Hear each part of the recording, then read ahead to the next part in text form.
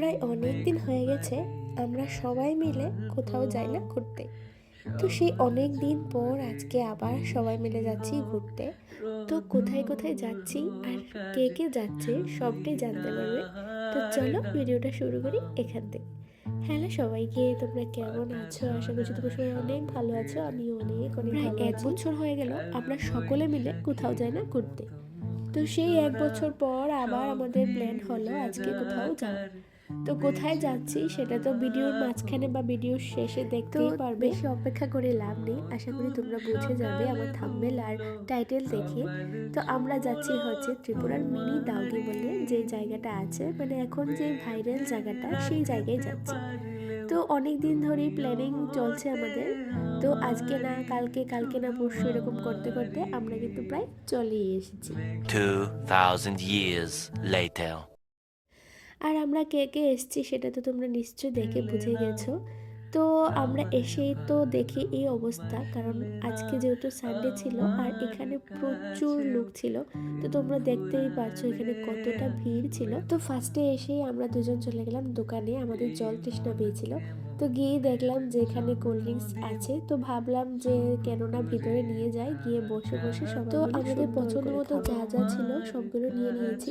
আর এই ছিল আজকে আমার আউটফিট। আমাকে কেমন লাগছে অবশ্যই কমেন্টে জানিও। তো আমরা এখানে কোল্ড ড্রিঙ্কস চিপস নেওয়া হয়ে গেছে আর ওরা এখানে টিকিটটাও কেটে নিয়েছে। তো চলো এবার ভিতরে যাই। আসতে যে একটা কষ্ট হয়েছিল, কষ্ট বলতে একটু ছিল রৌদ্র, তার সাথে রাস্তায় যে পরিমাণ ধুল ছিল। তো ভেবেছিলাম তো ভিতরে এসে কি না কি দেখবো, কিন্তু সত্যি বলতে কি পরিবেশটা দেখে এত ভালো লাগছিল। একদম নিরাধারা, একদম ঠান্ডা পরিবেশ একটা। তো চলো ভিতরে যাই। আর ওরা যেখানে থাকবে সেখানে হাসতে হাসতে আমাদের পেট ব্যথা হবে না সেটা তো রানাদা আমাদের সাথে যা যা করে আর যেভাবে আমরা ফাইজলামি করতে করতে দিনগুলো কাটাই যখন একসাথে থাকি, সেটা যদি আমি ভিডিওর মাঝে তোমাদের দেখাতে পারতাম তাহলে তোমরা বুঝতে পারতে। অ্যাকচুয়ালি যখন ভিডিওটা অন করি তখনই দাদা চুপ হয়। দাদা পাশে থাকলে আমাদের আর কিছুই প্রয়োজন হয় না। কোথাও না গিয়ে আমরা যদি কোনো একটা জায়গায় বসে বসে সবাই মিলে গল্প করি, সে গল্প করতে করতেও যে কিভাবে সময় কেটে যাবে টেরই পাই না। তো এখানে আমরা ভিতরে ঢুকেই দেখি পরিবেশটা তো আরও মনোরম ছিল। তো এখানে বসেছিলাম আমরা কিছুটা সময়, ভাবলাম যে অনেকটা পথ হেঁটে এসেছি বলতে ওই টিকিট কেটে ওই জায়গাটা, যে জায়গাটা আমরা হেঁটে হেঁটে আসলাম সেই জায়গাটার কথাই বলছি। এত রোদের মধ্যে কিছুটা পথ হেঁটে আসলেও অনেক কষ্টে একটা জায়গা পেয়েছি, তো সেটাই বসে পড়লাম। আর যে কোল্ড ড্রিঙ্কসগুলো নিয়ে এসেছিলাম সেটাই বসে বসে শান্তিতে খাচ্ছি। তো চলো এবার আসল জায়গাটায় যাওয়া যাক। জলটা দেখে তো মনটা একদম শান্তি হয়ে গেল। আমার মনে হয় না এই জলটা বেশি দিন এত সুন্দর থাকবে, কারণ যেই পরিমাণে লোক আসা যাওয়া করছে আর যেই পরিমাণে স্নান করা হচ্ছে, কিছুদিনের মধ্যে এটা ঘোলা হয়ে যাবে।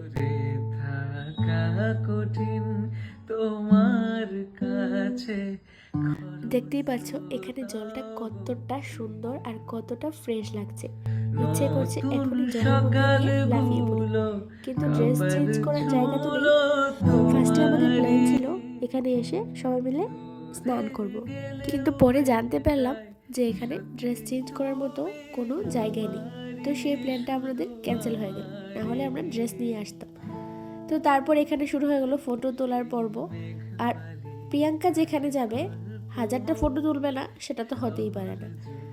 চোখ বেঁকা হোক, কান তেরা হোক, ফটো ওর তুলতেই হবে। আমরা কি করি, একটা ফটো তুলি, যদি সেটা নষ্ট হয়ে যায় কোনো কারণে, যদি কোনো বেঁকা তেরা আসে আমরা সেটা ডিলিট করে দিই, কিন্তু ওর সেটাও চাই। তো যাই হোক, 1000খানিক ফটো তোলা হয়ে গেছে। তারপরে একটু নিচে এসেছিলাম, জলটায় একটু হাত দেওয়া ছিল।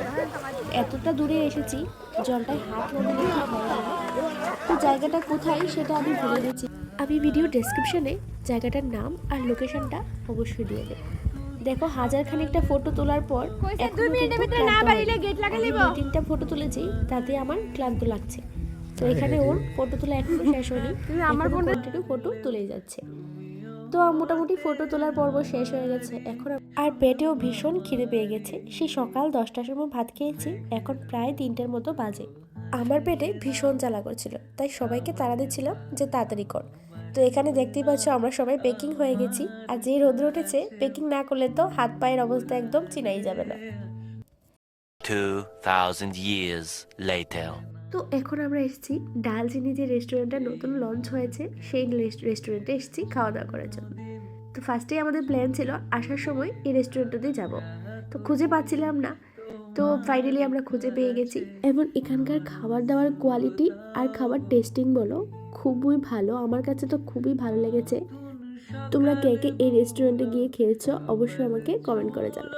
তো চলো এখন বাড়ির দিকে যাই।